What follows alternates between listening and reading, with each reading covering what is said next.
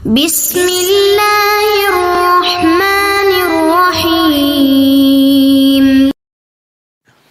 Hafizu 'alas salawati was salatil wusta wa qumu lillahi qanitin. Hafizu. Kalau Bapak Ibu lihat mushaf terjemah, diterjemahkannya dengan jagalah. Jagalah itu ihfazu, hafidha yahfaz. Tapi kalau ada alif setelah ha, hafizu, itu berarti fi'il madhinya, past tense-nya, akar kata kerjanya hafadha, yuhafidhu. Alifnya mufa'alah, bermakna saling. Jadi mengartikannya begini, hafizu 'alas salawati. Hei, hendaklah kalian saling menjaga waktu sholat. Kalau saling itu sendirian atau banyakan? Banyakan. Jadi kalau bapak di rumah ada 5 orang, bapak, ibu, dan 3 orang anak, maka jangan sholat sendirian, Pak. Ingatkan anaknya, ingatkan istrinya. Istri bangun duluan, ingatkan suaminya. Makanya waktu sholat itu, maaf, jangan cuma disandarkan pada azan yang kita dengar di masjid, harus hafal. Bahkan nanti gini, di Quran surah keempat ayat 103 itu, di ujung ayatnya, itu ada penanda ciri standar orang beriman.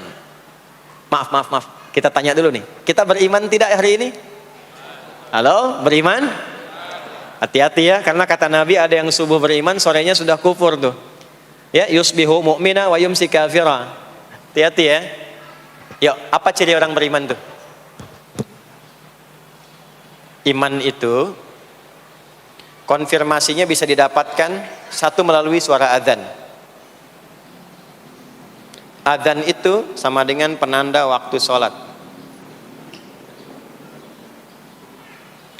Tahu dari mana iman itu bisa dicek dengan suara adzan?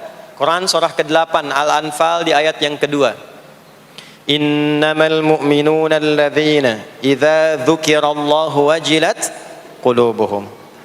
Sungguh insan beriman itu ciri standarnya bisa dilihat. Kalau disebutkan nama Allah, ada konfirmasi iman dalam hatinya. Jadi iman itu letaknya di kolbu. Nanti konfirmasinya lewat suara adzan, dipanggil, disebutkan nama Allah. Makanya disebutkan nama Allah 5 kali dalam sehari untuk mengecek iman ada nggak dari subuh sampai isya. Ya, Allahu Akbar, Allahu Akbar. Ada getaran di hati kita, sudah adzan. Nah, itulah iman. Itulah iman. Makanya orang yang punya iman dengan yang belum punya iman akan beda getarannya. Ini hanya dimiliki oleh orang yang punya iman saja. Yang belum punya iman nggak bisa, nggak punya itu. Allahu Akbar, Allahu Akbar. Surah apaan nih? Toanya kencang banget, ya. Tapi kalau orang beriman, Allahu Akbar, Allahu Akbar, ya Allah sudah adzan. Itu konfirmasi itu. Nanti semakin tinggi imannya, bahkan ada yang orang sudah menunggu sebelum tiba waktunya. Tadi subuh jam 4:13 di sini. Ada yang nunggu dari jam 3, padahal belum dipanggil. Ya, masya Allah. Di Bekasi 4:09. Allahu Akbar, Allahu Akbar. Azan. Ingat dia. Nah, itu ciri beriman. Cuman imannya standar. Jadi bukan iman yang kuat. Standar. Kuat belum, lemah tidak. Allahu Akbar, Allahu Akbar. Jam 4:09. Jam 3 sudah bangun. Nunggu itu iman yang kuat. Masya Allah. Ada yang baru subuh dan nunggu isya. Tunggu. Kuat. Ada yang sudah qomat, sudah la ilaha illallah, belum kepanggil, dipanggil 4:09, dia baru bangun jam 9:04.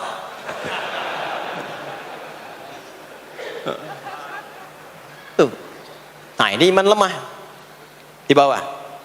Ciri standar, karena dipanggil ingat, maka ciri standar orang beriman itu tahu waktu sholat. Harus tahu, Pak, Bu. Itu standarnya. Itu ada di Quran surah keempat, di akhir ayat 103. Inna sholata kanat 'alal mu'minina kitaban mawquta. Kalau pakai terjemah balaghah itu bunyinya begini, sungguh orang beriman itu pasti tahu waktu sholat. Nah, jadi kalau ditanya jam berapa zuhur nanti belum bisa kita jawab dengan sempurna, itu artinya apa?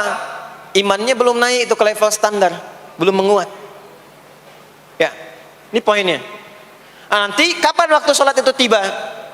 Kalau ada yang belum ingat, jangan dibiarkan tidak ingat. Makanya kata Al-Quran, saling menjaga ya waktu sholat itu. Jangan sampai di keluargamu, ada temanmu, kolegamu, bahkan tetanggamu itu nggak tahu waktu sholat. Bahkan nggak sholat, itu bahaya. Kalau memang sayang sama anak, ingatkan. Sayang istri dengan suami, ingatkan.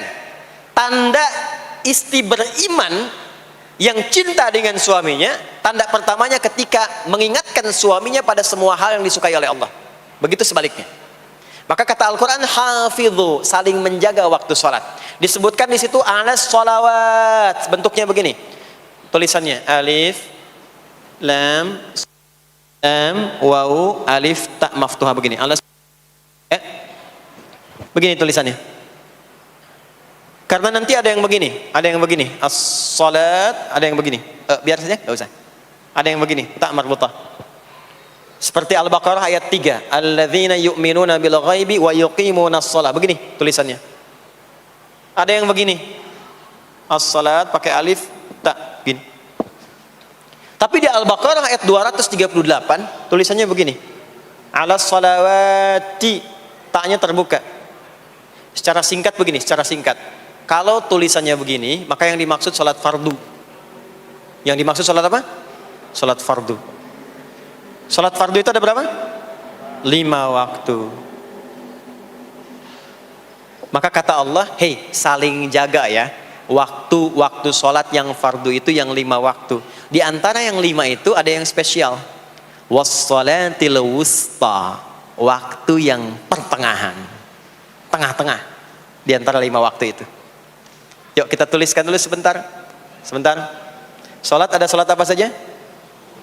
Subuh, kemudian zuhur, kemudian asar, kemudian nggak cukup, ambil ke sini, maghrib, kemudian isya. Subuh, zuhur, asar, pindah sini, maghrib, isya. Lihat rumusnya. Jadi yang sholat pertengahan yang mana? Jangan lihat tulisannya itu, ya, karena subuh di tengah-tengah disebutnya subuh ya. Sholat pertengahan yang mana? Asar apa subuh? Subuh apa asar? Apa dalilnya? Kita pakai dalil. Nah, sholat pertengahan itu disebutkan oleh Nabi itu ada 2. Ada subuh dan asar. Qala Rasulullah sallallahu alaihi wasallam yata'aqabuna fiikum malaikatul laili wa malaikatun nahari fi salatil asri wa fi salatil fajri. Berebut semua malaikat yang bertugas di siang dan malam, berebut membersamai kita. Kalau berebut itu artinya kalau ada yang berdoa diaminkan, kalau ada yang mohon ampun diistighfarkan oleh malaikat. Jadi malaikatnya minta kepada Allah, ya Allah ampuni si fulan, ya Allah ampuni si fulan, ya Allah si fulan, dan seterusnya sampai selesai. Itu khusus di salat asar dan salat subuh. Sampai kemudian thumma yas'aduna ila sama'. Kemudian mereka, para malaikat itu kembali bertugas masing-masing, lalu Allah mengonfirmasi kepada mereka untuk menunjukkan kebenaran tugas malaikat yang tidak bermaksiat. Allah Maha tahu tentang hambanya. Maha tahu. Tapi Allah ingin menunjukkan kepada kita apa yang benar dari lisan malaikat itu, yang enggak pernah berdusta. Ya, maka Allah bertanya kepada malaikat, bagaimana keadaan hambaku ketika engkau tinggalkan? Maka disampaikan oleh malaikat itu, ya Allah, aku meninggalkan hambamu si fulan, dia sedang menunaikan ibadah, dia sedang sholat kepadamu, dan khusyuk berdoa, dan seterusnya. Maka apa jawabannya? Saksikanlah, ketika malaikat menyampaikan sedang ibadah, maka turun bonus dari Allah untuk mengampuni dosa si hamba itu. Itulah manfaatnya waktu pertengahan. Waktunya disebutkan di hadis ini asar dan subuh. Antara asar dan subuh itu masih ada yang unggul, ada yang istimewa lagi. Apa yang istimewa? Antara asar dan subuh yang istimewa terletak di subuhnya. Jadi dari 5 waktu ini, yang pertengahan asar dan subuh, karena amal di bawah ditunjukkan untuk mendapatkan penilaian langsung dari Allah seketika dan memberikan jawaban dari apa yang kita inginkan, asar dan subuh. Tapi dibandingkan asar dengan subuh, gila keduanya dibandingkan, dua-duanya mulia. Maka subuh punya kemuliaan yang tidak dimiliki oleh asar. Ya. Makanya nanti asar bisa bertemu dengan zuhur, masih ada jama, masih ada qasar. Maghrib ketemu isya, masih ada jama, ada qasar. Ya. Tapi subuh nggak bisa dijamak, nggak bisa dikosor. Ya. Makanya subuh letaknya jauh, ke isya jauh, ke zuhur jauh. Ya, saya mau jamaah, ya jamak antara isya dengan subuh biar nanti bangunnya sekalian gitu. Nggak bisa. Ya. Maghrib masih bisa dijamak dengan isya, isya dikosor dari 4 jadi 2. Maghrib nggak bisa dikosor karena 3 nggak mungkin jadi 1,5. Ya. Zuhur udah 2, masa mau dikurangin lagi? Subuh udah 2, nggak mungkin dikurangi lagi. Maka dari itu subuh menyendiri sendiri. Nah, ada apa kemuliaan di subuh itu? Maka turunlah Quran surah ke-17 ayat 78 yang tadi saya bacakan di awal. Aqimis salata liduluki syamsi ila ghasaqil lail. Sampai sini zuhur sampai isya. Duluki syamsi tergelincir matahari itu zuhur. Sampai ghasaqil lail tiba malam itu isya. Lalu ditutup ujungnya wa qur'anal fajr. Khusus untuk subuh itu ditambahkan selain sholat ada bahasa Quran di Quran sendiri. Khusus untuk subuh redaksinya ditambahkan dengan Quran. Apa itu Quran? Halo, apa itu Quran? Kalau tidak tahu cepat katakan wallahu a'lam. Apa itu Quran? Wallahu a'lam. Ada Quran, ada Al-Quran. Ada Quran, ada Al-Quran.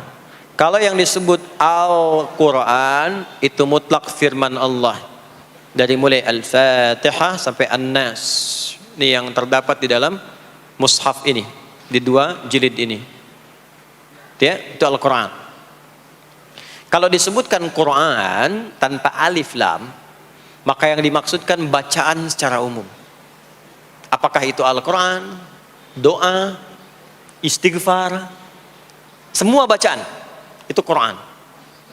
Kemuliaan sholat subuh itu dimulai sejak waktu fajar, matahari mulai keluar sinarnya untuk membelah gelapnya malam, itu sinarnya disebut dengan fajar. Nanti subuhnya saya terangkan di akhir. Sinarnya dibelah, membelah kegelapan malam, fajar shadiq. Maka pada saat itu bukan hanya sholatnya yang punya keistimewaan seperti sholat asar tadi, tapi semua bacaannya langsung dijawab seketika oleh Allah Subhanahu wa taala. Dipersaksikan oleh seluruh malaikat dan dijawab langsung oleh Allah Subhanahu wa taala. Jadi kalau Anda berdoa, maaf, doanya lebih cepat terkabul kalau dipanjatkan dengan cara yang benar dan khusyuk. Kalau Anda istighfar, langsung dijawab. Kalau kita baca Quran, pahala langsung dituliskan berlipat. Itulah kemuliaan waktu fajar. Jadi Allah sendiri yang menyampaikan, bukan cuma sholat yang penting, semua bacaannya itu langsung didengar, langsung direspon, langsung dipersaksikan. Karena itu ada anjuran bahkan dari Al-Quran, dan ini dikerjakan oleh semua sahabat, saking pentingnya sholat subuh itu, waktu fajar itu, bahkan mereka bangun dan menunggu sebelum tiba fajar.